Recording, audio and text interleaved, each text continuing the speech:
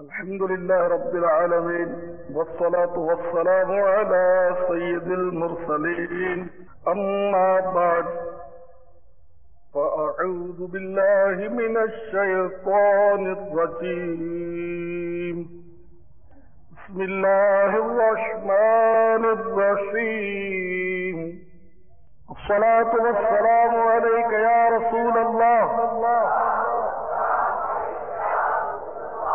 وعلى آلك وصحابك يا حبيب الله الصلاة والسلام عليك يا نبي الله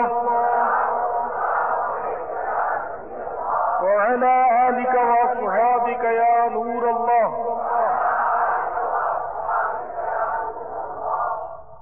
حضرت شیخ ابو بکر شبلی رضی اللہ تعالیٰ عنہ فرماتے ہیں کہ ہمارے ایک پڑوسی کا انتقال ہو گیا. انتقال کے بعد اسے خواب میں دیکھا گیا اور سوال کیا ما فعل اللہ بکا، اللہ تعالیٰ نے تیرے ساتھ کیا سلوک کیا؟ تو اس نے بتایا کہ جب مجھے قبر میں رکھا گیا تو خوفناک شکلوں والے دو فرشتے میری قبر میں آئے اور انتہائی کرخت ریجے میں سوالات شروع کر دیے. مجھ پر دہشت طاری ہو گئی، زبان میری بند ہوئی، جواب مجھ سے بند نہ پڑ رہا تھا. میں اپنے تئیں سوچنے لگا کہیں ایسا تو نہیں کہ میرا خاتمہ کفر پر ہو گیا ہو. کہ کیا دیکھتا ہوں کہ ایک حسین و جمیل شخص خوشبوؤں سے معطر ہو رہا ہے، وہ میری قبر میں داخل ہوا اور اس نے مجھے منکر نکیر کے سوالات کے جوابات سکھا دیے اور میں نے جوابات دے دیے. قبر میں امن ہو گیا. میں نے اپنے اس محسن کا ہاتھ پکڑا، شکریہ ادا کیا کہ اللہ تجھ پر رحم فرمائے. تو کون ہے جو اس کس مرسی کے وقت، اس بے کسی کے وقت میری مدد کے لیے پہنچا؟ تو اس شخص نے مسکرا کر کہا کہ میں اللہ کا فرشتہ ہوں. تو چونکہ سرکار مدینہ صلی اللہ تعالی علیہ وسلم پر کثرت سے درود شریف پڑھا کرتا تھا تو اللہ تعالیٰ نے کثرت درود کے سبب مجھے پیدا فرمایا. اگرچہ تو اپنی جان پر ظلم کرنے والا تھا، تیرا کردار اچھا نہیں تھا، لیکن اللہ تعالیٰ نے درود شریف کی برکت سے تجھ پر کرم فرمایا اور مجھے تیرے پاس بھیجا اور تجھ پر یہ مصیبت آ پہنچی تو میں نے تیری مدد کی. اللہم صلی وسلم وبارک علی سیدنا و مولانا محمد النبی الامی الحبیب العید العالی القدر العظیم الجاه وعلى آلہ وصحبہ وسلم صلاة و سلاما علیکہ یا سیدی یا سیدی یا سیدی یا رسول اللہ. تو میرے پیارے اسلامی بھائیو، درود پاک پڑھنا یہ انتہائی اجر و ثواب کا موجب ہے. اس کی بے شمار دنیا میں اور آخرت میں برکتیں ہیں. دنیاوی مصائب اور آلام درود شریف کی برکت سے دور ہوتے ہیں، حاجات پوری ہوتی ہیں، بیماریوں سے شفا ملتی ہے اور گناہوں سے بھی نجات ملتی ہے. قبر میں بھی درود شریف کا فائدہ آپ نے دیکھا اور قیامت کے روز بھی درود شریف ہمیں کام آئے گا. جیسا کہ حدیثوں میں آتا ہے کہ درود شریف یعنی مجھ پر درود پڑھنا یہ پل صراط پر نور ہے. میں نے ایک بندے کو دیکھا، سرکار فرماتے ہیں صلی اللہ تعالی علیہ وسلم کہ وہ پل صراط سے گزر رہا ہے اور لڑ کھڑا رہا ہے، قریب تھا کہ وہ گر جاتا ہے. اور آپ کو معلوم ہے پل صراط جہنم پر بنا ہوا ہے، بال سے باریک، تلوار کی دھار سے تیز. قریب تھا کہ وہ گر جاتا ہے، مجھ پر پڑا ہوا درود آیا اور اسے سنبھال کر سلامت گزار کر لے گئے. تو میرے پیارے بھائیوں، درود شریف یہ بہت ہی برکت والا ورد ہے. تو جتنا ہو سکے جب بھی ہم فارغ بیٹھے ہوں تو ہم درود شریف پڑھا کریں، بلکہ فارغ بیٹھے ہوں تب پڑھیں، یہ بھی ایک عجیب سی بات ہے. بلکہ درود شریف پڑھنے کے لیے ہو سکے تو کچھ نہ کچھ وقت نکالنا بھی چاہیے. تو جو اہم کام ہوتا ہے اس کے لیے وقت نکالا جاتا ہے. طلبہ اسٹڈی کے لیے وقت نکالتے ہیں، آپ کاروبار کے لیے 8 گھنٹے 12 گھنٹے 10 گھنٹے روزانہ وقت نکالتے ہیں. تو فرصت ملے جب درود شریف پڑھ لیں گے تو یہ بھی عجیب سا ہوا. تو اس کے لیے ہمیں وقت نکالنا چاہیے. اللہ تعالیٰ ہمیں درود السلام کی کثرت کی توفیق عطا فرمائے. اللہم صلی وسلم وبارک علی سیدنا مولانا محمد النبی الامی الحبیب العالی القدر العظیم الجاه وعلی آلہ وصحبہ وسلم. تو میرے پیارے بھائیوں، اسی طرح جو نیکیاں ہوتی ہیں وہ مطلب اچھی اچھی شکلوں پر متشکل ہو کر قبر میں آتی ہیں اور اس کا فائدہ ہوتا ہے. جیسے کہ علامہ جلالالدین سیوطی رحمۃ اللہ تعالی علیہ نے شرح الصدور میں بھی ایک ایمان افروز واقعہ نقل کیا کہ میت کو جب قبر میں رکھا جاتا ہے تو اس کے پاس عذاب بڑھتا ہے اس کی طرف، تو اتنے میں ایک خوبصورت خوشبوؤں سے معطر شخص قبر میں داخل ہوتا ہے اور عذاب سر سے بڑھتا ہے تو سر کے آگے روک بن جاتا ہے، پیروں کی طرف سے عذاب آتا ہے تو وہاں وہ آ کر روک بن جاتا ہے، اسی طرح عذاب ہر طرف سے پھر کر آتا ہے اور وہ شخص بھی ہر طرف سے اس کو مطلب ہے کہ عذاب سے بچاتا ہے، عذاب ناکام لوٹ جاتا ہے۔ میت پوچھتا ہے کہ اللہ تجھ پر رحم کرے، تو کون ہے؟ تو ایسے آرے وقت تو نے میری مدد کی، سارے کہ نہ وہ ماں کام آئے گی، نہ باپ کام آئے گا، نہ عہدہ کام آئے گا، نہ منصب کام آئے گا، نہ کرسی کام آئے گی، نہ وزارت، نہ صدارت، کچھ بھی کام نہیں ہے۔ ایسے آرے وقت تو پہنچ گیا تو وہ مسکرا کر کہے گا کہ تو نے فلاں وقت اپنے مسلمان بھائی کے اندر خوشی داخل کی تھی، اس کو تو نے راضی کیا تھا، اس کا دل خوش کیا تھا، تو اس خوشی سے اللہ تبارک و تعالی نے مجھے پیدا فرمایا ہے، اور آج قبر میں تجھ پر ہر طرف سے جب بے کسی چھا گئی تو اللہ تعالیٰ کے حکم سے میں تیری مدد کے لیے پہنچ گیا۔ تو اس طرح مطلب یہ کہ نیکیاں جو ہیں وہ طرح طرح کی شکلوں پر متشکل ہو کر آتی ہیں، اور واقعی کسی مومن کو خوش کرنا، کسی کو راضی کر دینا، یہ بہت بڑا اجر و ثواب، بہت بڑا اجر و ثواب۔ ایک روایت میں آتا ہے کہ کسی مومن کو خوش کرنا، کسی مومن کو خوش کرنا 60 سال کی عبادت سے بھی افضل۔ بشر حافی رضی اللہ تعالیٰ عنہ کا قول حضرت امام محمد غزالی علیہ رحمت اللہ العالی نے کیمیا سعادت میں نقل کیا کہ کسی مومن کو خوش کرنا، اس کا دل خوش کر دینا 100 نفلی حج کرنے سے افضل ہے۔ مومن کا دل خوش کرنا یہ بہت بڑا ثواب، اور جہاں اتنا بڑا ثواب ہے کسی مومن کا دل خوش کرنا، تو اسی کے برعکس کسی مومن کا دل دکھانا یہ اتنا ہی سخت گناہ۔ جیسے نماز ہے، نماز جیسی افضل عبادت کوئی نہیں، جس کا ثواب زیادہ اس کے مخالفت میں گناہ بھی اتنا ہی ہونا چاہیے، تو دل خوش کرنے میں ثواب بہت، تو اسی طرح کسی کا دل دکھانے میں گناہ بھی ایسا ہی بہت سخت۔ تو کسی مسلمان کی دل آزاری، کسی کی دل آزاری یہ کہا جاتا ہے کہ کفر کے بعد سب سے بڑا گناہ ہے، دل آزاری، دل دکھانا۔ مسلمان کا دل راضی کرنا یہ تو ہم نے سیکھا ہی، سوال ہی نہیں کہ ہم بھی کسی کو راضی کر دیں، سوال نہیں۔ ہاں دل دکھانے کی بات ہے تو کوئی بات نہیں، ماں کا دل دکھائیں گے، باپ کا دل دکھائیں گے، بہن بھائی کا دل دکھائیں گے، آنے جانے والے سب کا دل دکھائیں گے۔ کوئی جا رہا ہے بیچارہ گزری پوش، اس کو شش کریں گے، اس پر کنکر ماریں گے، اس کا یعنی کہ دل دکھانا یہ تو ہمارا میٹر ہے، باقی دل خوش کرنا یہ ہمارے مقدر میں نہیں۔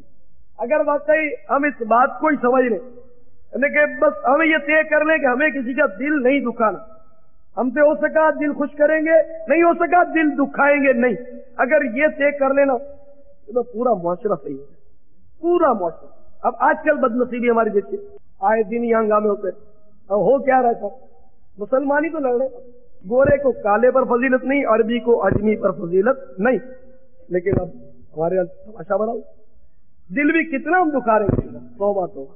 تو اس کی دکان تو اس محلے میں نہیں، وہ تو باہر سے لڑنے آئے، وہ ہتھیار لے کر اسلحہ لے کر آئے، آپ کی دکان ہے، آپ کی دکان نشانہ بنے گی، یہ پسڑا ہو رہا ہے، دکان آپ کی جل گئی ہے، مکان چل رہے ہیں، بندے جلائے جا رہے ہیں، عقل کام نہیں کرتی کہ مسلمان بھی ایسا کر سکتا ہے۔ جمشید روڈ کے علاقے میں ایک دل ہلا دینے والا واقعہ، عجیب مطلب اس کے ساتھ سلوک کیا گیا، یعنی اس کو سر کے بالوں سے پکڑ لیا گیا اس نوجوان کو بیچارے کو، اور اس نے جب چیخ ماری ہاں چھوڑ دو، منہ کھل گیا تو نالی ڈال دی منہ میں اور تھوڑا دبا دیا، گولی منہ کے اندر چلائی۔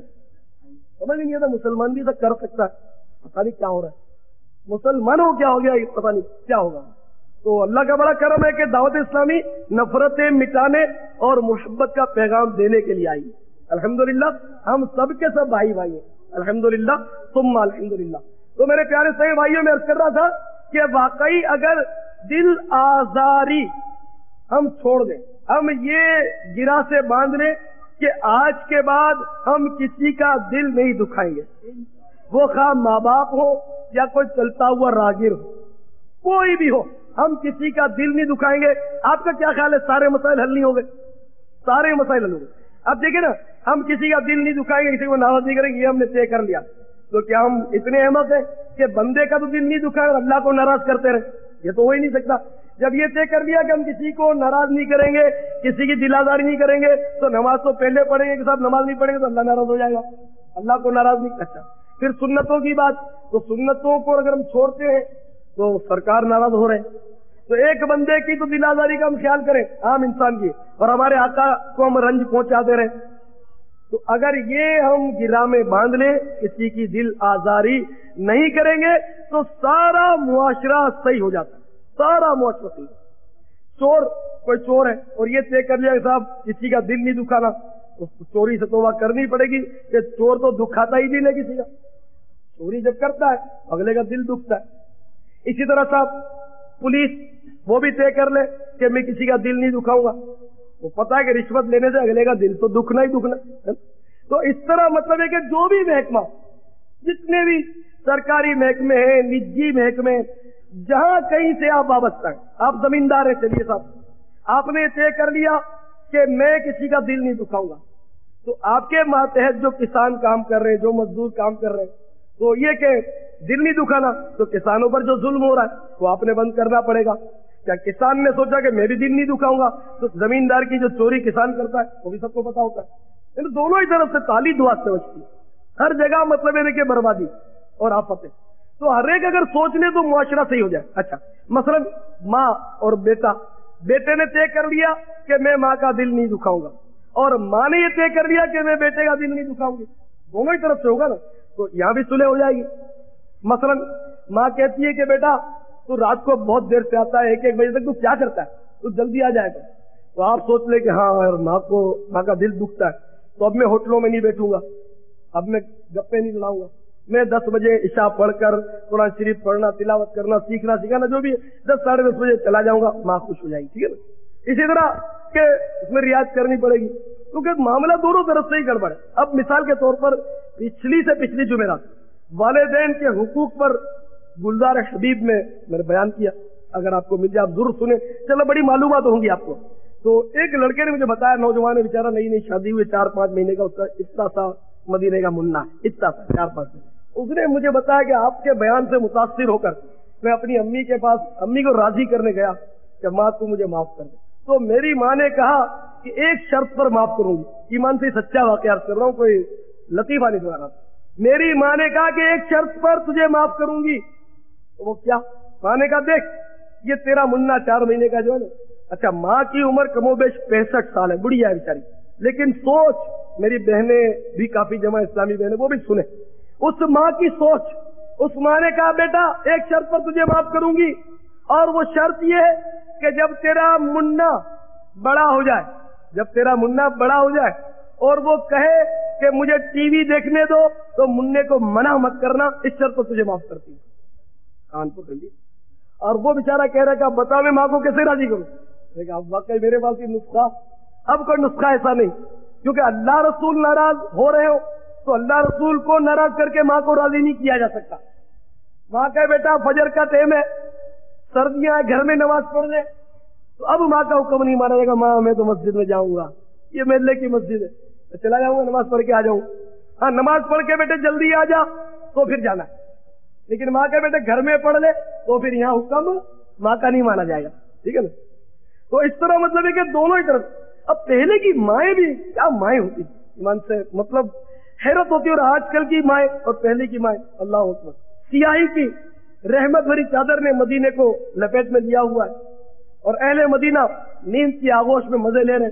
مدینہ منورہ کی رحمت بھری فضاؤں میں ایک آواز گونجتی ہے کہ دشمن کا لشکر مدینہ منورہ کی سرحد کی طرف بڑھتا چلا جا رہا ہے، اور رسول اللہ صلی اللہ تعالی علیہ وسلم نے ہدیہ طلب کیا.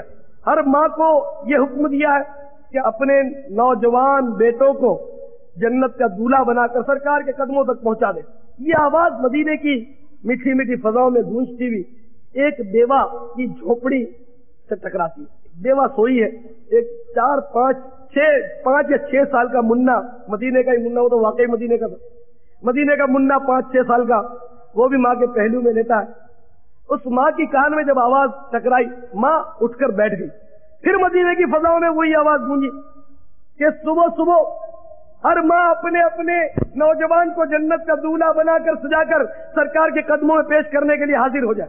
दिल में तो चोट थी दबी, हाय गजब उभर गई, सोजिशे गम को हमने भी कैसी हवा बताई को। उसके दिल में जो चोट दबी थी वो उभर गई और उसका इजहार आंखों से होना शुरू हो गया और आवाज बुलंद होनी शुरू हुई।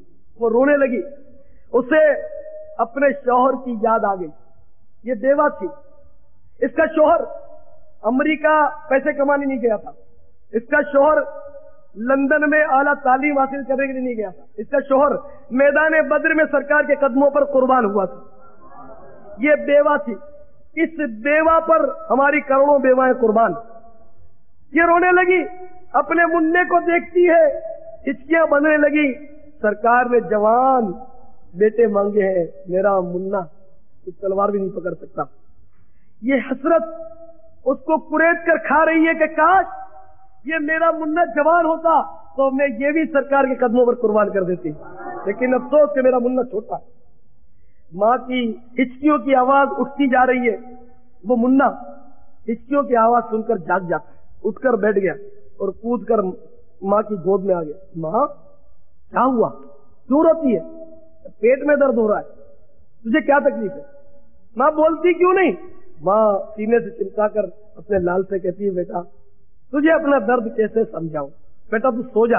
माँ नहीं, तुझे बताना पड़ेगा तुझे कहाँ तकलीफ है। अब बाल हट तो मशहूर है। बच्चे ने जिद की। आखिर माँ ने कलेजा थाम कर अपनी बिपता सुना दी। बेटा तेरा बाप तो बदर में कुर्बान हो गया आका के कदमों पर।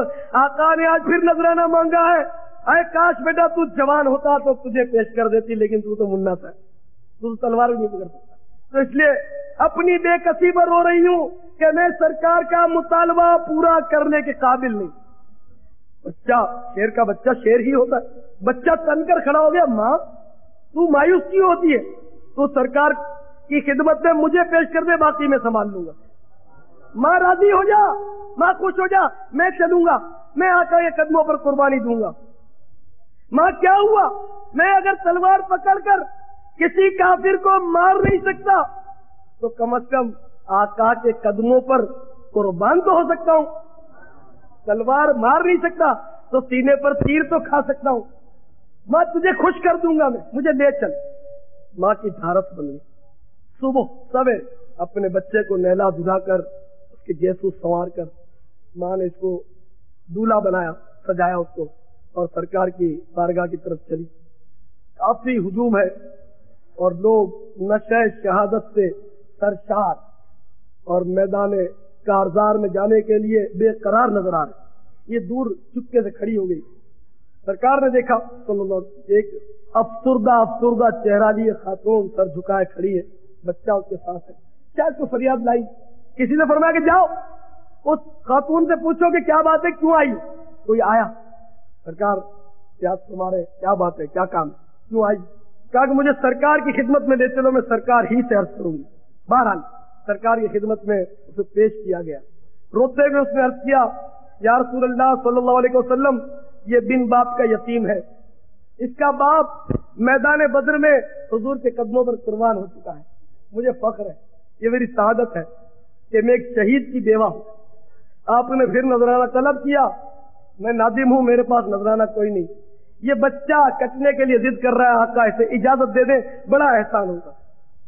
सरकार ने बच्चे को देखा, शफकत से दिल भराया, समझा कि ये बच्चा मैदान में जाने के काबिल है।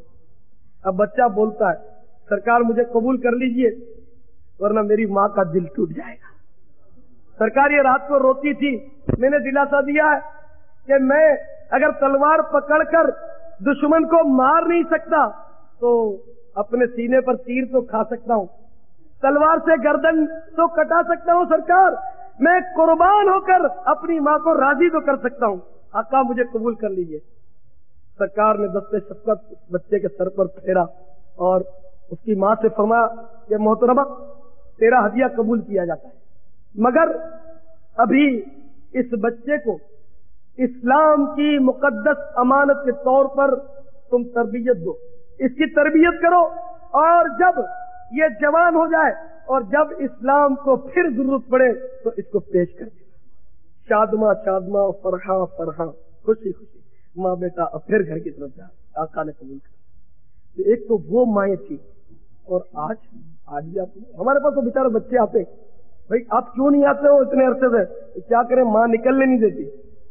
اگر اسکول جانا ہے 5 گھنٹے کے لیے، 6 گھنٹے کے لیے، تو بچے کو اجازت، ٹیوشن پڑھنے کے لیے جانا ہے تو اجازت، فیس بھی دیں گے، ٹیوشن بھی پڑھیں، اجتماع کے لیے ہم اجازت مانگتے ہیں تو نہیں دیتی، مارتی ہے۔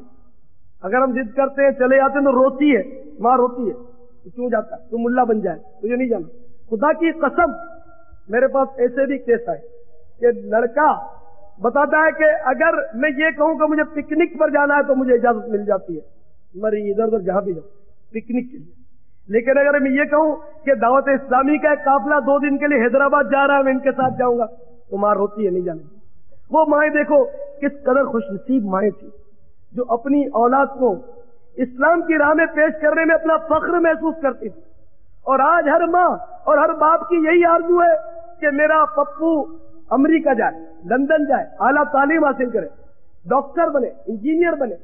ابھی پپو ذرا بولنا سیکھتا ہے تو اس کو KG کلاسز میں داخل کیا جاتا ہے، نرسری میں داخل کیا جاتا ہے۔ وہ ABCDEFGH جب بولنا شروع کرتا ہے، ماں باپ مطلب تالیاں بجاتے کہ پپو نے انگلش بولنا شروع کر دیا۔ ہے تمہاری سوچ پر، کاش پپو لا الہ الا اللہ کہتا، تم خوش ہو جاتے۔ کاش پپو سرکار کی نعت گنگناتا، سب سے اولا و اعلیٰ ہمارا نبی، تو تم راضی ہو جاتے۔ پپو ABCD بولتا تو راضی ہوتے، 1 2 3 4 5 6 راضی ہوتے، واہ میرا پپو انگلش بول۔ آج معاشرہ اس قدر تباہ اور برباد ہو گیا۔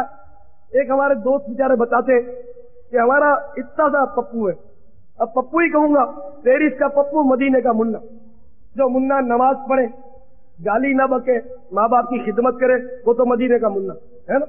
اور جو مطلب ایسے ہی وہ پیرس کے پپو ہی ہوتے ہیں، جن کی تربیت جو آج ہم کر رہے ہیں، اور آج ماں باپ کے ساتھ جو اولاد سلوک کر رہی ہے، ہر ماں باپ آج شکایت کرتا ہے کہ ہماری اولاد ہمارے ساتھ حسن سلوک نہیں کرتی۔ اس کی وجہ بھی یہی ہے کہ ہم نے ان کو دین نہیں سکھایا۔ بیٹے کو چاہیے کہ اپنے باپ کی آخری خدمت اپنے ہاتھ سے کرے، اس کو غسل دے، اس کو کفن دے، اس کا جنازہ پڑھائے، لیکن ایسا بیٹا لائیں کہاں سے؟ کون ایسا باپ ہے جو اپنے بیٹے کو تربیت دے کر گیا ہو؟ تو کوئی افسوس کہ بیٹے کو تو جنازے کی نماز بھی آپ نے نہیں سکھائی، وہ تو مولوی صاحب کو آگے بڑھا دے گا۔ اب مولوی صاحب کے تو دل میں درد ہونا یہ اس لیے مشکل ہے کہ یہ ایک نفسیاتی اثر ہوتا ہے، غم۔ میرے باپ کا انتقال ہوگا تو مجھے رنج ہوگا، آپ کو تو ہنسی آئے، آپ کو کیا؟ آپ رسمی طور پر مجھے دلاسا ضرور دیں گے، لیکن کیا یہ ادھر سے اوپر بڑھ، اور دل میں یہ کہ آج کے بجائے کل بھی مر چکا ہوتا تو میری بلا، میرا باپ تو سلامت بیٹا ہے، میرا بیٹا تو مطلب کود رہا پھدک رہا، مجھے اس سے کیا کسی کا باپ بیٹا مریا؟ یہ واقعی کہ رسمی کلامی تعزیت ہم لوگوں کی ہوتی ہے عموماً۔ تو مولوی صاحب کے دل میں درد نہیں ہوگا، درد ہوگا بیٹے کے دل میں باپ کے لیے۔ تو بیٹا جب اپنے باپ کا جنازہ پڑھائے گا تو اس کی کیفیت ہی کچھ اور ہوگی، اور وہ دل سے اس سے دعا نکلے گی، اور باپ کے لیے اس کی ہمدردی ہوگی جو ایک عام آدمی کے لیے نہیں ہو سکتی، امکان ہی نہیں۔ لیکن بیٹے کو تربیت دی کب؟ کون بیٹا ہے جو کہہ دے کہ میرے باپ نے مجھے جنازے کی دعا سکھائی ہے؟ کوئی اس وقت کہتے ہوتے مجھے کہ میرے باپ نے مجھے جنازے کی دعا سکھائی؟ کبھی نہیں، کہہ ہی نہیں سکتا، گارنٹی میں دیتا ہوں۔ ہاں یہ کہے گا دعوت اسلامی والے نے ہم کو سکھائی ہے، ہم اجتماع میں جاتے ہیں وہاں ہم کو دعائیں یاد کرائیں۔ ہمارے باپ نے کبھی یہ نہیں کہا کہ تم یہ دعا یاد کر لو، اتنے کلمے یاد کر لو، قرآن شریف کیوں نہیں پڑھتے ہو، کتنے پارے پڑھتے ہو؟ چلو پورا پارا نہیں پڑھ سکتے، ایک رکوع پڑھ لو۔ کہا کسی باپ نے؟ باپ یہ پوچھے گا کہ تو نے لیسن کیا نہیں، ٹیچر نے ہوم ورک کیا تھا وہ پورا کیا نہیں کیا؟ آج کل اسکول کے تو مطلب بہت چھٹیاں کر رہا ہے، کالج کیوں نہیں جا رہا، کتابیں کیوں ایسی ہو گئی، یہ کیوں ہو گیا، ٹیوشن کیوں نہیں جا رہا، امتحان کا زمانہ ہے، کیا تو مسجدوں میں گھسا پڑتا ہے، 4 وقت نمازوں میں لگا پڑا ہے، کیا تصویر یہ درود شریف پڑھتا رہتا ہے، اسٹڈی کر، امتحان کر۔ تو باپ نے یہ تعلیم دی، ماں نے یہ تعلیم دی، آج حشر۔ میں یہ نہیں کہتا کہ دنیاوی تعلیم نہ ہو، دنیاوی تعلیم ضرور ہو، لیکن دین کی قربانی دے کر نہ ہو، دین پہلے دنیا بعد میں۔ ہم مسلمان تو ساتھ ساتھ دنیا کی تعلیم ہو تو قرآن کی تعلیم دی، دنیا کے کام کاج اس کو سونپے تو نماز کی بھی تاکید ہو، تو نماز بھی لے کر پڑھا دو، یہ بھی مطلب ضروری ہے۔ اگر اس کو غزلیں یاد کرائیں، انگلش نظمیں یاد کرائیں، پوئم پوئٹری وغیرہ، تو اس کو یہ بھی کہو کہ بیٹا تو کلمے بھی 5 یاد کر لے، بیٹا تو کھانے کی، پینے کی، استنجا خانے آنے جانے کی یہ دعائیں بھی یاد کر لے، یہ بھی کہا جائے، تو دونوں ہی ساتھ ساتھ۔ لیکن آج ہمارا مقصد صرف اور صرف یہی ہوتا ہے کہ ہمارا بچہ بس پورا اپ ٹو ڈیٹ بنے، جینٹل مین بنے۔ اگر اس کی داڑھی نکل آئی اور اس نے داڑھی رکھ لی تو قیامت قائم۔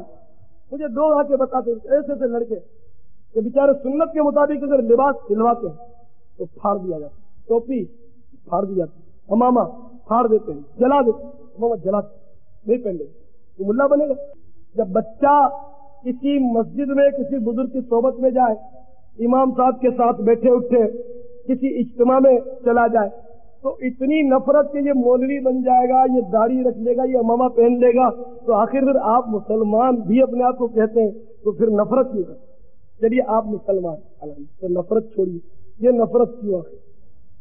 تو میرے پیارے بھائیوں، واقعی ہر معاملے میں مطلب ہماری مطلب نہیں کہ پسپائی اور رسوائی ہو رہی۔ پہلے ہم 313 سے میدان بدر میں ہمارے اسلاف سے 1000 کے لشکر جرار کا کچومر نکال دیا، گاجر مولی کی طرح کاٹ کر ان کو پھینک دیا۔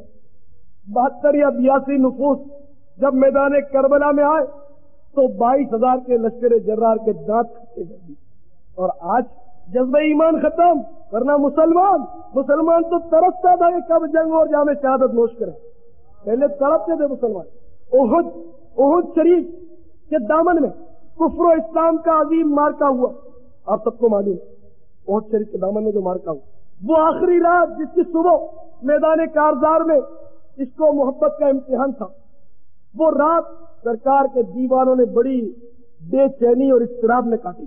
ہر ایک بے قرار تھا کہ کب پاؤں پھٹے، کب صبح ہو، کب سلسلہ شروع ہو جنگ کا، بس 2 ہی قدم پر تو جنت ہے، میدان میں جاؤ تلوار آئی گردن پر سیدھے نکلے جنت میں۔ تو یہ مطلب بڑے جذبے کے ساتھ یہ سلسلہ ہو رہا تھا۔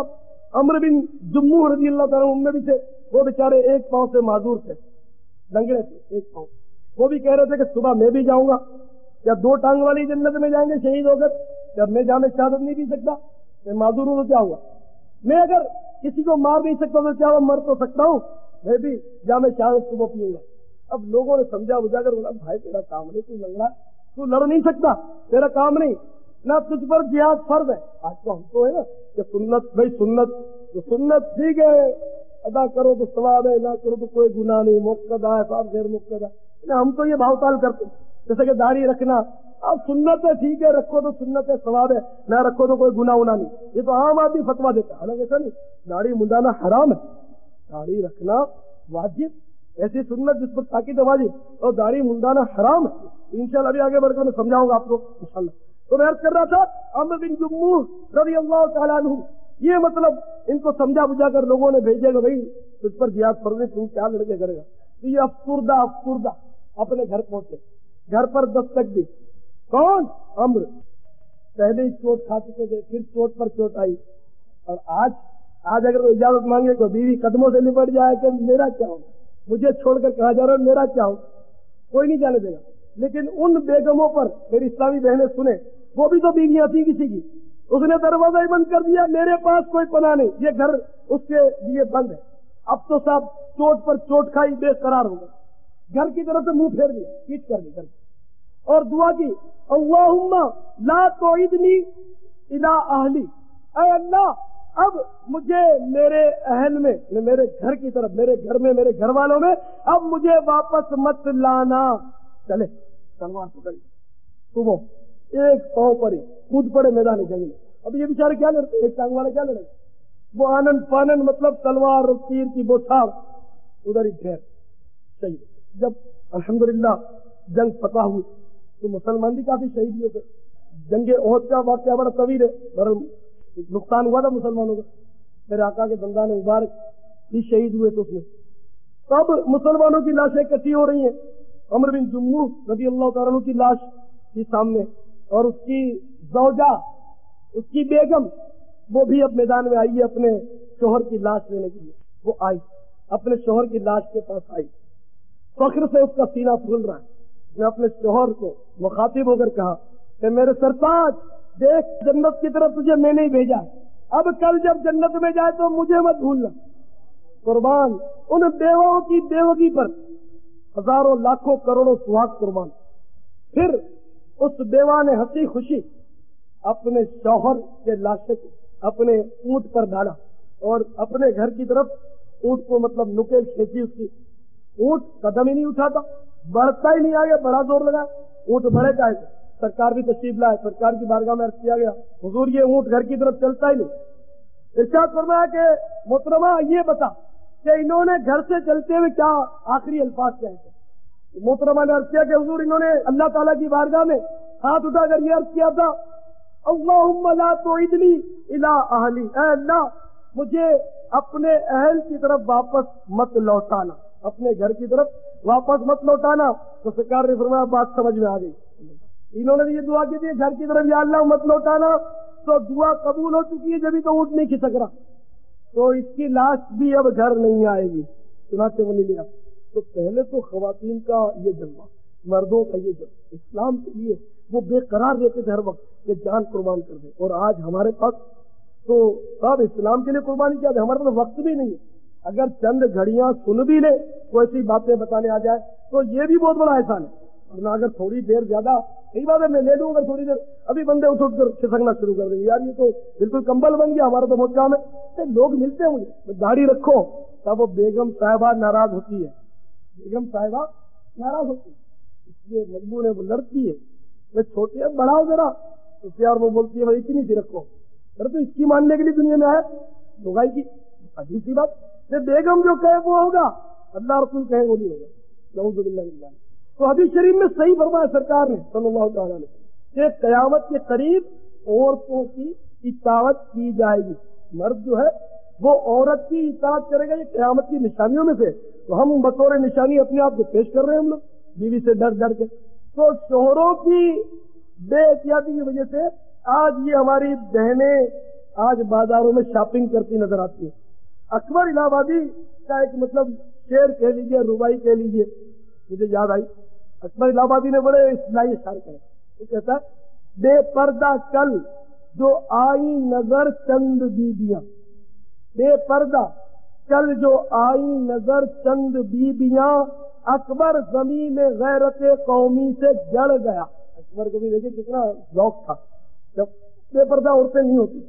हम जो अपने बड़ों से सुनते हैं ना, अपने देहातों का, और हिंदुस्तान जब पाकिस्तान पहले बने तो औरतें इस तरह नहीं करती। अब गलियों में होती थी अपनी, लेकिन आम बाजारों में नहीं रहती थी। लेकिन आजकल तो मर्द पर औरत कर दिया। बीबियां अकबर जमीन में गैरत कौमी से गड़ गया, पूछा जो उनसे आपका पर्दा वो क्या हुआ। अकबर कहता है मैंने पूछा जो उनसे आपका पर्दा वो क्या हुआ, कहने लगी वो अक्ल पे मर्दों की पड़ गया, मर्दों की अक्ल पर पर्दा पड़ गया, मर्द बेगैरत और जलील हो गया। उसने अपनी औरतों को, अपनी बीवी को, अपनी बहनों को सरे बाजार उसकी आबरू का नीलाम करा दिया। फिर रोज अखबार उठाते हैं इसकी बहन को अगवा कर लिया गया, 5 बच्चों की माँ उसके साथ भाग गई, उसकी बीवी अभी शादी को 15 दिन नहीं हुए थे खुला के साथ भाग गई, ये हो गया खुला। लेकिन हमने मतलब औरत के माना, औरत के लफ्जी माना छुपाने की चीज, औरत के लफ्जी माना जो लोग छुपाने की चीज। तो औरत उस वक्त तक ही औरत है जब वो पर्दे में, जब पर्दे से बाहर गई तो वो औरत नहीं रही, और पे जिन्स बन गई, शायद औरत नहीं रही। औरत के माना तो छुपाने की, जैसे सतरे औरत, जो जिस्म का हिस्सा जो है नाक के नीचे से लेकर घुटने तक, ये सारा हिस्सा मर्द का भी सतरे औरत कहलाता है, इसका छुपाना जरूरी है। औरत माने छुपाने की, तो मतलब ये औरत अब नहीं रही। अब देखिए आप गोश्त लेते हैं, कलेजी लेते हैं, ठीक है ना, भेजा दिया आपको कलेजी ली साहब आधा किलो, तो आप तो यूं लेकर आते होंगे, यूं लेकर निकलते ना कलेजी, क्यों? आपको पता है कि यूं लेकर जाएंगे तो वो आई चीज शायद 2-4 उंगलियां भी जख्मी करती चली जाए, है ना। तो ये कलेजी आपने क्यों छुपाई? ये मतलब आधा किलो बोटी तो आपने छुपा दी कि साहब ये आधा किलो बोटी अगर मैं यूं ले गया फिर घर पे बेगम साहब की बातें सुननी पड़ेगी कि इतना बुद्धू है कि बोटी छुपाने की चीज है।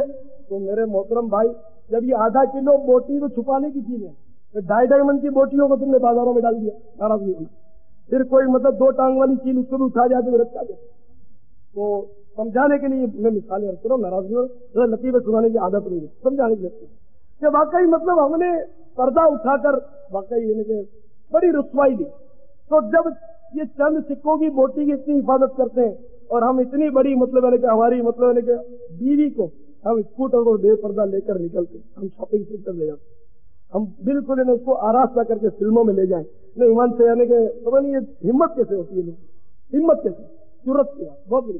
بس اللہ تعالیٰ ہمارے حال اظہار پر رحم کر رہا ہے، اور ہماری ماں بہنوں کو بھی اللہ تعالیٰ عقل سلیم عطا کہ واقعی یہ بھی بہت گڑبڑ کرتی ہے، یہ بھی بہت گڑبڑ کرتی ہے، بہت ہی گڑبڑ کرتی ہے. اگر شوہر بیچارہ خواہش رکھتا بھی ہے تو یہ بھی نہیں مانتے، اور یہ مانے کیسے، تم نے ٹی وی رکھ کر دیا ہے، تم نے ان کو VCR گھر میں لا کر دیا ہے، تو وہ ٹی وی میں دیکھتی ہے کہ یہ بھی تو کسی کی بیوی ہے، یہ بھی تو کسی کی بہن ہے، کیسے ناچ رہی ہے، کیسے رقص کر رہی ہے، کیسے ڈائلاگ بول رہی ہے، آخر وہ بھی تو کسی کی ماں بہن ہوتی ہے.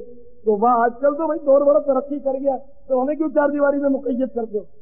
تو ایسا لٹریچر ہم نے گھروں میں لا کر دیا. تو یہ ایک ایسی جہنم کی ہولناک مطلب کہ شعبہ ہے کہ جس سے جہنم بھی پناہ ہے. ایسی خطرناک آگ، سانپ و بچھو، اس میں جو نمازوں کو برباد کرتے ہیں، بے نمازی تو ہے ہی، مطلب یہ کہ نماز قضا کر دیتے، بے جماعت کرتے، سستیاں کرتے طرح طرح کی، ان کے لیے یہ عذاب ہے. جہنم خود سے پناہ. بے وقوف لوگ کہتے کہ صاحب جنت میں جا کر کیا کریں گے، جہنم میں تو وہ ایکٹر بھی ہوگا، وہ ایکٹریس بھی ہوگی، فلاں بھی ہوگا، فلاں بھی ہوگا. نعوذ باللہ، ایسے بھی لوگ کہتے ہیں. اللہ کے عذاب سے ڈرنا چاہیے. تو میرے پیارے اسلامی بھائیوں، ہمیں نماز پڑھنی چاہیے یا نہیں؟ الیاس کہتا ہے اس لیے نہیں، اللہ حکم دے رہا ہے، اس کا حبیب فرما رہا ہے نماز پڑھو، اللہ کے لیے نماز پڑھو. پڑھنی ہے نا، تو آپ بولتے ہی نہیں، سب نے پڑھنی ہے. بے پردگی کا بھی کچھ مطلب ہونا چاہیے. تو میں اپنی بہنوں کے لیے کچھ عرض کروں جو بے پردگی کرتی ہیں، ان کے لیے کیا کیا عذاب ہے، اور ہمارے بھائی بھی سنیں. جیسے ہمارے بھائیوں کے لیے بڑی معلومات ہے کہ وہ بھی اپنے گھر میں اپنی خواتین جن کی چلتی ہے.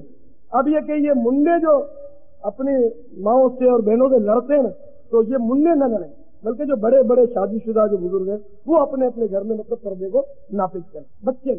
بچے کر نہیں سکتے، وہ زیادہ گالیاں سنیں گے، پھر پتہ کیا ہوگا، آپ زیادہ سختی کرو گے کہ نیل پالش مت لگا، پاؤڈر لگا کر بازار میں مت جا، میم صاحب مت بن، تو پھر یہ آپ کو اجتماع میں آنے بھی نہیں دیں گے کہ اچھا یہ وہاں جا کر سیکھتا ہے. تو نہ رہے بانس نہ بجے بانسری، تو آپ کا پتہ ہی کر دیا گا. تو آپ بالکل بولے نہیں، اور بڑے وہ چھوڑے نہیں اپنی عورتوں کو، دونوں ہی طرف دیکھتے، بچے بولے نہیں، بڑے چھوڑے نہیں، ٹھیک ہے نا. اور یہ پہلے میں عرض کروں کہ میں کہتا ہوں اس لیے نہیں، اللہ رسول کا حکم ہے، اس لیے آپ کو یہ کرنا ہے، ٹھیک ہے نا. اور جو بہنیں سن رہی ہیں وہ بھی کان کھول کر سن لیں. مولا علی مشکل کشا کرم اللہ وجہ الکریم اور سیدتنا فاطمہ الزہرا رضی اللہ تعالیٰ عنہا ایک بار سرکار مدینہ صلی اللہ تعالیٰ علیہ وسلم کی خدمت بابرکت میں حاضر ہوئے. سرکار مدینہ صلی اللہ تعالیٰ علیہ وسلم نہایت ہی افسردہ اور آنکھوں سے آنسو جاری. یہ بڑے غور سے سنیے واقعہ، اور اس کو مطلب نوٹ بھی کر لیں اگر ہو سکے تو، بہت آپ کو مطلب انشاءاللہ میں معلومات ہوگی. تو میں سیدھا باتیں جو میرے طور پر بیان کر سکوں گا اس کو عرض کرتا ہوں. خلاصہ ہے. تو دونوں جب حاضر ہوئے، سرکار رو رہے ہیں. سرکار مدینہ صلی اللہ تعالیٰ علیہ وسلم کی خدمت میں عرض کیا، سرکار آپ کیوں رو رہے ہیں؟ ارشاد فرمایا کہ شب معراج میں نے عورتوں کا جو عذاب دیکھا ہے، اور آج وہ عذاب مجھے یاد آ رہا ہے، اور اس وجہ سے میں رو رہا ہوں. صلی اللہ تعالیٰ. تو عرض کیا سرکار ہمیں بھی ارشاد فرمائیے کہ آخر وہ کون سا عذاب ہے اور کیوں ہو رہا تھا جس نے آپ کو رلا دیا. تو سرکار مدینہ صلی اللہ تعالیٰ علیہ وسلم نے فرمایا کہ میں نے کچھ عورتوں کی حالت دیکھی جس نے مجھے رلایا. اس میں چند عرض کر رہا ہوں. ایک عورت بالوں سے لٹک رہی تھی، بال مطلب اوپر اٹھائے ہوئے، اور وہ لٹک رہی تھی، اور دماغ اس کا کھول رہا تھا. کیا فرماتے؟ بالوں سے پکڑ کر اس کو لٹکایا ہوا تھا اور دماغ اس کا کھول رہا تھا. تو میری خدمت میں عرض کیا گیا، سرکار فرماتے کہ یہ وہ عورت ہے جو اپنے بال غیروں سے چھپاتی نہیں تھی. تو پتہ یہ چلا کہ بال کا بھی پردہ ہے. عورت اپنے بال نہیں ظاہر کر غیر مرد کے آگے، یہاں تک کہ اپنے پیر سے بھی پردہ. ہاں، ماں باپ سے پردہ نہیں ہے، شوہر سے تو پردے کا بات نہیں ہے، بھائی سے بھی چلو بال دیکھ سکتا ہے، بھائی بھی. ہاں، دیور نہیں دیکھ سکتا. دیور اور بھابھی کا تو سخت پردہ ہے. حدیث میں آیا کہ دیور تو موت ہے، موت، دیور موت ہے. تو بھابھی اور دیور کا تو اچل بالکل فری ہے، بالکل بے تکل، حرام. بالکل دیور اور بھابھی کا پردہ ہے، کسی کو پتہ ہی نہیں کہ پردہ ہے، دونوں طرف سے گناہ ہوگا. تو بال جو غیروں کے آگے ظاہر کرتی ہے، اس کا عذاب یہ ہوا کہ بالوں سے لٹکایا جائے گا گویا، اور دماغ اس کا پتیلی کی طرح کھولتا ہو. آج ذرا سا سر درد ہوتا ہے تو بام لے آؤ، ساری رات ہم دھوکنے کی طرف سانس چلاتے سر درد، اور جب دماغ پتیلی کی طرح کھولے گا کوئی سر دبانے والا نہیں ہوگا، بام لگانے والا نہیں ہوگا، دلاسا تسلی دینے والا نہیں ہوگا، پھر کیا ہوگا؟ آج شیفون اور جارجٹ کے دوپٹے ہماری بہنیں اوڑھ کر عورتی نگاہ گلے میں ڈال کے نکلتی ہیں، اوڑھے جب بھی پردہ کہ بال اس سے جھلکتے۔ تو نماز بھی جب ہماری بہنیں پڑھا کریں تو دھیان رکھے کہ چادر موٹی ہو، پتلی چادر نہ ہو، جیسے یہ ململ کی چادر سے بھی نماز نہیں پڑھ سکتے، ململ میں بال نظر آتے، جھلکتے ہیں بال، یہی چمکتی ہے، تو موٹی چادر ہو، مطلب کوئی بھی کپڑا ہو لٹھا وٹھا، تو اس سے مطلب یہ کہ بال بالکل نماز میں چھپانے فرض ہے، ٹھیک ہے۔ کچھ عورتوں کو سرکار فرماتے ہیں، میں نے ملاحظہ فرمایا کہ زبان ان کی پکڑ کے ان کو لٹکایا ہوا تھا، پھر ہاتھ بھی بندھے ہوئے تھے کہ تڑپ بھی، تو جو عورت زبان کے بل لٹکی ہوئی تھی، کمر پر ہاتھ بندھے ہوئے تھے، اس کی سزا یہ تھی، سرکار فرماتے ہیں صلی اللہ تعالی علیہ وسلم، کہ یہ اپنے شوہر کو زبان سے تکلیف دیتی تھی۔ آج اتنی بڑی زبان ہے عورتوں کی، ذرا بیچارہ تھکا ہار آیا تو اس کو تو دلاسے کی ٹھنڈا پانی پلانے کی ضرورت تھی، اس سے شروع کر دی میرے لیے وہ نہیں لایا اور ساڑی نہیں لایا، پورا جتنے چلی جاتی ہوں میں کہہ جاتی ہوں۔ آج کل تو یہی ہو رہا ہے، شوہر نے چونکہ شوہر سنتوں کا پابند نہیں، اس لیے وہ سر پر چڑھ کر بولتی ہے، تو جو شوہر کے سامنے زبان کھولتی ہے وہ میری بہن سن لے کہ کل ایسا نہ ہو کہ زبان سے اس کو لٹکا دیا جائے اور ہاتھ کمر پر باندھ دیے جائے۔ توبہ توبہ، تو اپنے شوہر کو راضی کر لیں۔ کچھ عورتیں ایسی تھی جو لٹکی ہوئی ہیں، ہاتھ پاؤں اس کے پیشانی کی طرف بندھے ہوئے، ہاتھ اور پاؤں بندھے ہوئے لٹکی ہوئی، اور سانپ بچھو اس پر مسلط ہے، سانپ و بچھو بندھی ہوئی ہوگی۔ اس کا سبب یہ تھا کہ وہ نہ وضو کرتی تھی نہ غسل کرتی تھی، اور باوجود قدرت نماز نہیں پڑھتی تھی، اس کا یہ عذاب، بے نمازی عورت کا گویا یہ عذاب۔ ایسی بھی عورت دیکھی کہ جو اپنا بدن کھاتی تھی، اپنے کو چک مارتی تھی، کھاتی تھی، اور اس کے جسم کے نیچے آگ دہک رہی تھی، آگ جل رہی تھی۔ یہ اس عورت کا عذاب تھا کہ جو غیبت کرتی، جیسے آج ہماری بہنیں جب تک تیسری کی ذرا لگائی بجھائی نہ کر دے نا، کیونکہ کھانا جب نہیں ہوتا، عورتوں میں تو غیبت بہت زیادہ ہوتی ہے، بیچاریوں کو پتہ ہی نہیں ہوتا، تو دوسرے کی پیٹھ پیچھے ایسی برائی کرنا جو اس میں ہے، یہی غیبت ہے۔ تو اس کا اور مرد کے لیے بہت سخت عذاب ہے، یہ بات میں مرد بھی چھوٹے ہوئی، تو عورت یعنی کہ اپنا جسم کاٹ کر کھا رہی ہے اور نیچے آگ اس کے دہک رہی ہے، یہ اس کا عذاب ہے کہ جو غیبت کرتی تھی اور فیشن کرتی تھی، زینت دوسروں کے لیے، اجنبی کے لیے، غیر مرد کے لیے زینت کر، اپنے مرد کے لیے تو زینت کرے گی، جو بھی مطلب جائز کاسمیٹک ہے وہ کرے گی۔ ہاں نیل پالش، ناخن کی پالش کہ یہ اتنی سخت ہوتی ہے کہ ناخن پر اس کی تیز جم جاتی ہے، تو وضو اور غسل نہیں ہوتا۔ نیل پالش لگانے والی بہنیں توبہ کریں کہ ان کا غسل اترتا ہی نہیں، نماز ہوتی ہی نہیں، وضو نہیں ہوگا، غسل نہیں ہوگا، گناہ پر گناہ چڑھتا جائے گا، اللہ معاف کرے، اللہ رحم کرے۔ اور پھر زینت برائے اجنبی، آج کل جو بن ٹھن کر بازاروں میں میک اپ کر کے نکلتی ہے، پاؤڈر لگائیں گی، لالی لگائیں گی، ہونٹوں کی پالش لگائیں گی، پتہ نہیں کیا کیا، اور الٹی سیدھی ساڑی، گھروں میں وہ کپڑے نہیں ہوتے جو باہر ہوتے ہیں، تو باہر کس کو دکھانے جا رہی ہے بن ٹھن کر؟ کہ امی جان کو دکھانے جا رہی ہے، کس کو جا رہی ہے؟ سارے غیر مرد دیکھیں، اور کیا مطلب ہو سکتا ہے کہ لوگ دیکھیں تو ذرا اپنی نمائش ہو، توبہ توبہ، صحیح بات ہے، کہتے ہوئے بھی میری زبان پر وزن آ رہا ہے، لیکن سمجھانا مقصود ہے کہ کہنا پڑا۔ تو ان کا عذاب کیا ہوا جناب؟ جو دوسروں کے لیے فیشن کر کے گھومتی ہیں بازاروں میں، شاپنگ سینٹروں میں جاتی ہیں، ان کا عذاب یہ ہوا کہ اپنے جسم کو وہ کھائیں گی، چک ماریں گی جسم کو، اور وہ ان کے نیچے آگ جل رہی ہوگی، آگ۔ اگر آگ برداشت کرنے کی ہمت ہے کہ میں برداشت کر لوں گی، تو محترمہ ذرا چولہا جب گرم ہو، روٹی پکا رہی ہو، ذرا توے پر ہاتھ رکھ کے دیکھ لینا، چلو توے پر ہاتھ نہیں رکھنا، توے سے تھوڑا اوپر تھوڑی دیر کے لیے ہاتھ رکھ لینا، تھوڑی دیر کے 2 منٹ، توے سے اوپر ذرا تھوڑا ہاتھ رکھ لینا، تو بھاؤ پتا چل جائے گا کہ کتنی آگ برداشت ہوگی۔ اتنی بڑی آگ اگر اوپر جل رہی ہو تو جل بن کر کبابی ہو جانا پڑے گا، تو اللہ تعالیٰ کرم فرمائے۔ ایک اور عذاب بھی مطلب اسی کے لیے ہے، جو مطلب دوسروں کے لیے زینت کرتی ہے اور اپنے جسم کی غیر مردوں کے سامنے نمائش کرتی ہے، جیسے آج کل ڈراموں میں، فلموں میں تو یہی ہوتا ہے، وہ تو مردوں کے لیے ہی نمائش کرتی ہے۔ تو یہ کہ جو اس طرح فیشن کرتی ہیں دوسروں کے آگے، تو اس کی ایک مطلب سزا یہ بھی ہے کہ اس کا جسم آگ کی قینچی سے کاٹا جائے گا۔ سرکار نے دیکھا کہ آگ کی قینچی سے کاٹا جا رہا تھا ایسی عورت کا جسم، تو میرے پیارے بھائیوں اور میری پیاری اسلامی بہنوں، جھوٹ بچے کے سامنے بھی نہیں بول سکتی۔ ایک صحابیہ نے اپنے بچے کو بلایا، سرکار موجود تھے صلی اللہ تعالی، بیٹا ادھر آ، منع ادھر آ، میں تجھے کچھ دوں گی۔ مدینے کا واقعہ، تو مدینے کا منع ہی تھا بھائی، منع ادھر آ، میں تجھے کچھ دوں گی۔ سرکار موجود تھے صلی اللہ تعالی، سرکار نے اس سے فرمایا محترمہ کیا دو گی؟ تو عرض کیا سرکار یہ آ جائے تو میں اس کو کھجور دوں گی، پھر کچھ دوں گی، کھجور دوں گی۔ سرکار نے فرمایا پھر تو ٹھیک ہے، اگر یہ کہنے کے باوجود میں تجھے کچھ دوں گی اور پھر اگر تو کچھ اسے نہ دیتی تو تیرے ذمے جھوٹ لکھا جاتا، اور جھوٹ یہ گناہ کبیرہ ہے، کبیرہ، توبہ توبہ، جھوٹ کا عذاب۔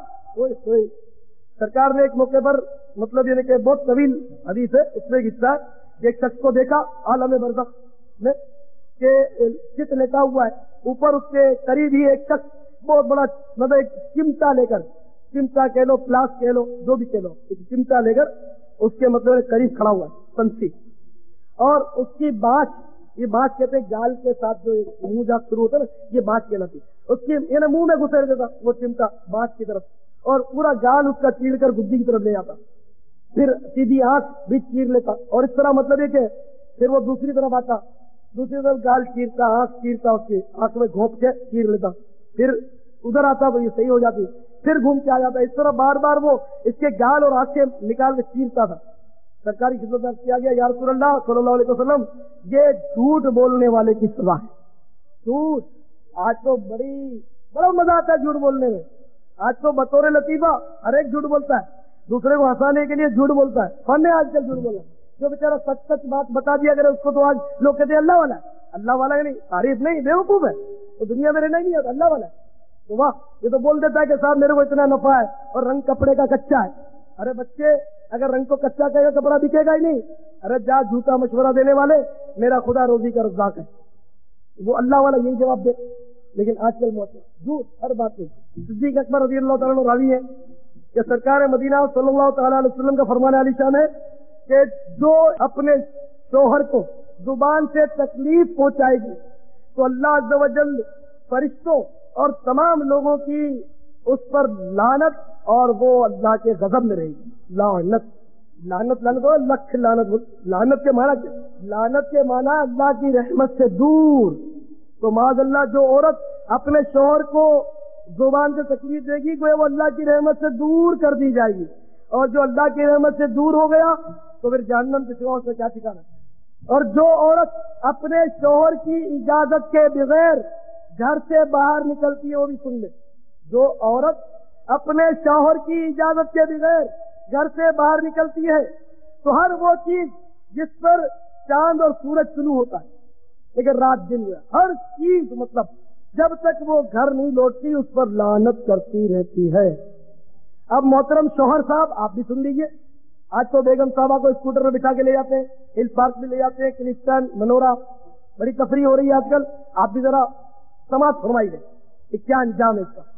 تو حدیث شریف نے فرمایا کہ جو عورت بن ٹھن کر عطر لگا کر گھر سے باہر نکلتی ہے اور شوہر بھی اس پر راضی ہے، شوہر اس پر راضی ہے، تو ہر قدم پر اس نامراد شوہر کے لیے، اس بد نصیب کے لیے، اس شوہر کے لیے ہر قدم پر اللہ تعالیٰ جہنم میں ایک ایک گھر بناتا ہے۔ اللہ دونوں ہی طرف سے مسئلہ بڑا ہے، کم سے کم شوہر کو چاہیے کہ وہ اپنے طور پر کوشش تو کرے ہی کرے، سختی کرے۔ تو میرے پیارے بھائیوں، میں نے بیچ میں عرض کیا کہ داڑھی، لوگ کہتے ہیں کہ داڑھی رکھنا سنت، رکھو تو ثواب، نہ رکھو تو گناہ نہیں، یہ بارہا میں لکھتا ہے، اور میں نے عرض کیا کہ یہ غلط ہے، داڑھی رکھنا واجب ہے اور داڑھی منڈانا یہ حرام ہے۔ جیسے کہ ایک بار جب شروع میرا بھی مطلب شروع کا دور تھا، دعوت اسلامی نئی بنی تھی، تو میرے ایک جگہ نیو کراچی کے علاقے میں نے کہہ دیا کہ داڑھی منڈانا حرام ہے، تو ایک صاحب ایسے ہی بیچارے ڈیڑھ عمر کے تھے، ہفتے کرتے تھے، ان کو بڑی کھلی یہ بات کہ میں نے اس کو حرام کا فائل کہہ دیا، میں نے کہا جو کام یہ کرے وہ حرام ہے۔ تو جب میں نے بیان ختم کر دیا، اللہ کا شکر ہے کہ وہ دوران اجتماع نہیں بولا، وہ گھونٹ پی گیا۔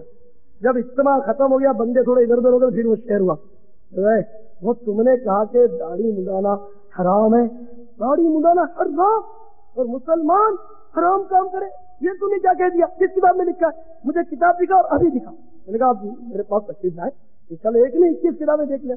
کتابوں میں لکھا. میں نے ایک حدیث پڑھی کہ جب بندہ گناہ کر کے یعنی کہ 40 برس کا جب ہوتا ہے کہ اس کی نیکیاں جو ہیں وہ مغلوب اور گناہ اس کے غالب رہتے ہیں. 40 سال مثلا اب 40 سال تک نے داڑھی کبھی کاٹی رکھی نہیں، ہمیشہ مونڈتا رہا، 40 سال گزر گئے تو اب ظاہر ہے کہ نوست تو اس کے ساتھ 40 سال تک چپکی رہی.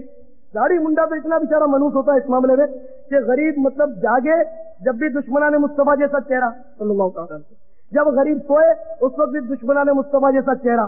اللہ توبہ جب نماز سے بھی کھڑا ہو توبہ توبہ اس وقت بھی مصطفیٰ کے دشمنوں جیسا چہرہ لیے وہ اللہ کے حضور کھڑا. اللہ تعالیٰ کرم ہی کرے. میری یہ باتیں خود ناگوار گزرتی ہیں لیکن میں سمجھاتا ہوں. دیکھو تم ڈاکٹر کے پاس گئے ہوں گے، اس کو فیس بھی دیتے ہیں تو ڈاکٹر صاحب کو دشمن تو نہیں سمجھتے نا، آپ اس کو پیسے بھی دیتے ہیں اور سوئیاں وہ گھسیٹتا رہتا ہے سمجھے، اور کھاتے رہتے کڑوی کڑوی دوائیں منہ بگاڑتے رہتے کرتے ہیں، پھر بھی آپ نگل جاتے تو ڈاکٹر کا علاج کرتے. اور جب بڑا ڈاکٹر کو چکر گیا کہ اللہ نہ کرے کوئی سخت بیماری گلے پڑ گئی تو ڈاکٹر صاحب کو چھری تیز کر کے رکھتے. سرجن جتنے بھی ہیں وہ تو بات چھری چلانے ہی کی کرتے. ابھی فزیشین کچھ رحم کرتے ہیں، وہ دواؤں سے مسئلہ حل کرتے، وہ سرجن نے تو چھری تیز کر رکھی ہے، پھر بھی ڈاکٹر صاحب ڈاکٹر صاحب ڈاکٹر صاحب. ہم لوگ خوشامدی کرتے ہیں کہ ڈاکٹر صاحب، وہ ہزاروں روپے لے لیتے ہیں پھر بھی وہ ڈاکٹر صاحب ہے. 450 روپے دیکھنے کی فیس، 5 منٹ دیکھے وہ اور وہ کاغذ پر لکھ دے 200-400 روپے کی ٹیبلٹ اور سیرپ وغیرہ تو وہ پھر بھی ڈاکٹر صاحب ڈاکٹر کی کیا ہوتی. کیونکہ ذہن بنا ہوا ہے کہ ڈاکٹر ہمارا خیر خواہ ہے، چاہے وہ ہماری جیب کاٹے، چاہے بچے کا پیٹ کاٹ کر اس کو دیں، قرضہ کر کے دیں، لیکن پھر بھی یہ کہ ڈاکٹر صاحب تو ہمارے خیر خواہ. اچھے بھی ڈاکٹر ہوتے، کوئی ڈاکٹر وہ ناراض ہو جائے مجھ سے، اچھے سے ڈاکٹر نہیں ہوتے، لیکن اکثریت پتا ہے خدمت خلق کی تو آڑ ہے، باقی گھر بھرنے کی بات ہے. ٹھیک ہے، تو یہ کہ پھر بھی وہ ڈاکٹر صاحب ہمارا خیر خواہ نظر آتا ہے. تو جب وہ ڈاکٹر صاحب کو ایسی آپ کو اتنا مطلب ہے کہ آپ کے پیسے لیتا ہے، آپ کو کاٹ پیٹ ڈالتا ہے، آپ کے خون کھینچ لیتا ہے، سمجھے جان نکل جاتی ہے اسی تکلیف میں وہ ڈاکٹر دیتا ہے، تو آپ کے ذہن میں یہ بات ہوتی ہے کہ ہماری بیماری کا یہ علاج کر رہا ہے. تو آپ کا یہ ادنا خادم، آپ کا غلام بھی بیماری کا علاج کرنے کی غرض سے آیا. تو میری باتیں بھی ذرا ناگوار گزر جاتی ہے تو ڈاکٹروں کو دیں گے سمجھے، لیکن ڈاکٹر ہمارا خیر خواہ. تو اس مفت کے ایک مبلغ کو، ادنا سے خادم کو اس کی یہ باتیں سن لو کہ یہ بھی ہمارے بھلے ہی کے لیے کہہ رہا ہے. ڈاکٹر معمولی بیماری کا علاج کرتا ہے اور مبلغ جو ہوتا ہے وہ ہماری قبر کے اندر جو بیماری کی تکلیف ہونے والی ہے، جیسے سانپ آیا، وہ بچھو آیا، یہ آگ آئی، یہ اس کا علاج کرنا چاہتا ہے مبلغ. یہ ڈاکٹروں کا بھی ڈاکٹر ہوتا ہے. ڈاکٹر کیا ہے؟ اصل ڈاکٹر تو یہ جو دین کی تبلیغ کرتے ہیں، سنتیں ہمیں سکھاتے ہیں، گناہوں سے ہمیں نفرت دلاتے ہیں، اصل ڈاکٹر وہ ہیں. لیکن ان سے ہمیں نفرت ہو جاتی ہے، ان سے دور بھاگتے. تو ہمارا میں کر رہا تھا کہ 40 برس کا جب بندہ ہو جاتا ہے گناہ اس کے نیکیوں پر غالب ہوتے ہیں. اب وہ میری بڑھیا، اگر کوئی امی آئی ہیں وہ بھی سن لے، میرے بوڑھے ابا یہاں موجود ہیں وہ بھی سن لے کہ 40 سال سے عمر جب زیادہ ہو جاتی ہے، گناہ زیادہ، نیکیاں کم، شیطان اس کے چہرے پر ہاتھ پھیرتا ہے. اس بوڑھے کے جو 40 سال سے گزر گیا، 40 سال سے جوانی ہوتی ہے پر بڑھاپے کی طرف پیش قدمی کی اس کی چہل آگے بڑھ رہا ہے تو ہاتھ پھراتا ہے اور کہتا ہے کہ اس چہرے پر میں قربان، اس مکھڑے تو صدقے، اس چہرے پر میں قربان. اب یہ ہدایت لانے والا ہی نہیں ہے. داڑھی میرے پیارے اسلامی بھائیوں یہ سرکار کی سنت بھی ہے اور ہر نبی کی سنت. ہر نبی نے داڑھی رکھی کی انتہا، داڑھی منڈانا یہ حماقت کی انتہا. ظاہر کہ سرکار کی سنت کو ضائع کرنا، پھر بولنا سرکار کا میں عاشق ہوں، تو بڑا مطلب عجیب چکر چلا دیا اس مردود شیطان نے. تو میرے پیارے بھائیوں ہر نبی نے داڑھی رکھی، ہر ولی نے داڑھی رکھی، ہر ولی نے داڑھی رکھی. تو مہاراج یہ کہ کوئی پیر، کوئی بزرگ، کوئی ولی داڑھی منڈا نہیں ہو سکتا. مجھ سے متفق ہے نہیں، آپ لوگ متفق ہیں. جو آقا کی سنتوں کو پائمال کرے بزرگ اور ولی کیسے بن جائے؟ تو اپنے طور پر ہوتا ہو یا چند بے وقوف اس کو ولی بنا لے تو ان کا ولی ہوگا، ان کا دوست ہوگا، اللہ کا دوست، اس کے حبیب کا دوست تو نہیں ہوتا. اتباع سنت نہیں ہے، ٹھیک ہے نا؟ محنت تو ہی نا مجھ سے بات تو میں صحیح کر رہا ہوں نا کہ سرکار کا وہی دوست ہے جو سرکار کی سنتوں پر عمل کرتا ہے. تو ہمارا یہ کہ کسی ولی نے داڑھی نہیں منڈائی، ہر نبی نے، ہر ولی نے داڑھی رکھی. تو ایک تو یہ داڑھی کی اہمیت، اور سرکار نے نہ صرف داڑھی بڑھائی بلکہ حکم دیا کہ داڑھی بڑھاؤ، مجھ سے پس کرو، داڑھی بڑھاؤ اور آتش پرستوں کا خلاف کرو، مخالفت کرو. آگ پوجنے والوں جیسا چہرہ مت بناؤ، آگ پوجنے والوں جیسا چہرہ مت بناؤ. دیکھیے دشمنان مصطفیٰ سے تشبیہ ہو گئی نا تو داڑھی رکھنا یہ دوستان مصطفیٰ کی نقل، اور داڑھی منڈانا یہ دشمنان مصطفیٰ جیسی نقل، ان کے جیسا چہرہ بنانا ہوا ہے نہیں ہوا؟ آپ کی سمجھ میں آ رہا ہے نا؟ اچھا، تو میرے پیارے اسلامی بھائیوں، حدیث پاک میں صاحب ارشاد ہے ابو داؤد شریف، من تشبہ بقوم فہو منہ، جو جس قوم کی نقل کرے گا وہ انہی میں سے ہے۔ اب غلامان مصطفیٰ میں جو اٹھنا چاہتا ہے قیامت کے روز، دوستان مصطفیٰ صلی اللہ تعالیٰ علیہ وسلم سے جو اٹھنا چاہتا ہے قیامت کے روز، تو مصطفیٰ کے دوستوں جیسا چہرہ بنا لے۔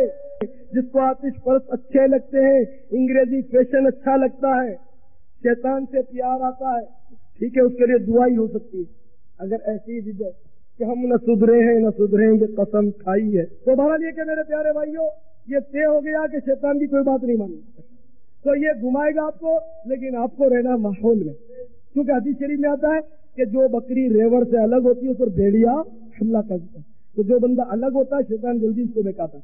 جب وہ ماحول میں ہوتا ہے شیطان ذرا سوچ کر ہاتھ ڈالتا ہے کہ اگر اس کو میں نے نماز قضا کروا دی تو کبھی تو اس کا دوست پوچھے گا یار تو فجر میں نظر کیوں نہیں آتا، بولا آنکھ نہیں گزر میں اٹھایا دوں گا، یہ بندوبست ماحول میں ہو جاتا ہے۔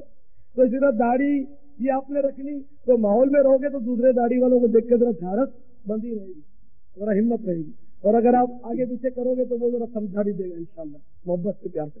تو ماحول کی بڑی برکتیں ہوتی ہیں، تو ہمارا لیے کہ ماحول میں رہ کر انشاءاللہ اس سنت کو سیکھیں گے۔ میری بہنوں، اگر آپ میں سے خدا نہ خاصہ کوئی ایسی بہن ہے میری کہ جو اجتماع میں نہیں آنے دیتی، اگر پپو کو اسلام کی تعلیم نہیں دلائی، سنتیں نہیں سکھائی، تو وہ تمہیں تو صحیح کر دے گا بڑا ہو کر، لیکن یہ کہ اس کی بھی آخرت بیچاری خراب ہوگی تمہیں سپا کر، تو بہت برا ہوگا، یہ بھی برباد ہوگا، تم بھی برباد ہوگی۔ تو خدا کے واسطے اپنی اولاد کو مت روکا کرو اجتماع، بیچارے دین سیکھ لیں۔ آپ کیا خیال ہے نا؟ آپ بھی آئیں، تو مردوں کا تو آپ باپ ہیں تو تشریف لائیں، اب ماں ہے تو اپنے بیٹے کو بھیج کر اس سے سن لیا کریں کہ بیٹے کیا کیا سیکھا ہے، یہ بھی تو طریقہ ہوتا ہے۔ تو اس طرح مطلب یہ کہ مہربانی کر کے کوئی ماں اپنے بچے کو نہ روک، سب کے سب آئیں، شیطان آپ کو روکے گا ہاتھ چھڑا کر، جھٹکا دے کر، ہزار کام چھوڑ کر۔ دیکھیں نا دنیا کے کام تو بڑے چھوٹتے نہیں، دم میں کام ہی کام ہے۔ تو دین سیکھنا، سنت سیکھنا کیا یہ کوئی کام نہیں ہے کہ فرصت کے وقت ہی سیکھا جائے؟ تو دین کیا فرصت والوں کے لیے رہ گیا؟ کیا مر کر تمہیں نہیں جانا، فرصت والا مرے گا؟ یاد رکھیے سیٹھ جی کو فکر تھی ایک ایک کے 10 کیجیے، موت آ پہنچی کہ حضرت جان واپس کیجیے، کیا کروں؟ تو اب 12 جمعرات مدنی آقا کے نام پر، 12ویں والے آقا کے نام پر 12 جمعرات اجتماع کے لیے میں آنا ہے۔ اب جذبہ پتہ چلے گا آپ کا، تو اللہ تعالیٰ ہم سب کو توفیق دے۔ بہرحال 12 اور 13 تو کرنی ہے پوری انشاءاللہ، لیکن بہرحال یہ تو یہ کہ انشاءاللہ عادت پڑ جائے گی تو ہمیشہ زندگی بھراتے رہیں گے۔ اللہ تعالیٰ ہم سب کو پیارے حبیب صلی اللہ تعالیٰ علیہ وسلم کی سنت پر عمل کرنے کی توفیق عطا فرمائے۔